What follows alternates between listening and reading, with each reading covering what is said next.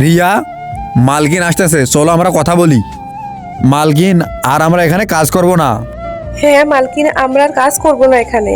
মালকিন, আপনি আমাদের টিকিট করে দেন গ্রামের, আমরা না গ্রামে চলে যাব। কাজ করবে না কেন, কি হয়েছে? টাকা কি কম হয়েছে বলুন, আমি টাকা বাড়িয়ে দেব।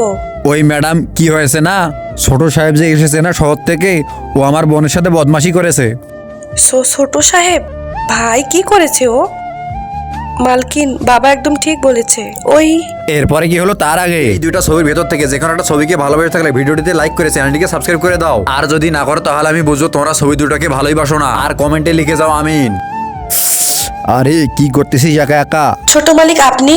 আরে বাহ, তোমাকে দেখতে তো অনেক সুন্দর আর হট লাগতেছে। কিছু কাজ আছে আপনার? কাজ তো নেই, কি এসব ঘাস বাস পরিষ্কার করছিস? পার্টি মাটি করবি আমার সাথে? চল আমার সাথে। মালিক আমার হাতটা ছাড়ুন না। সোহেব সত্যি এটা করেছে? হ্যাঁ মালকিন, ওর তরফ থেকে আমি ক্ষমা চাইছি। ওকে যখন দূরে থাপ্পড় মারবো না তখন সব ঠিক হয়ে যাবে। আজকেই বলবো ওকে আমাদের ক্ষমা করে দাও। আমি ওর তরফ থেকে ক্ষমা চাইছি। ও শহর থেকে এসে না অনেক বেড়ে গেছে, জানি না কি কি করতেছে, মাফ করে দিন ওকে।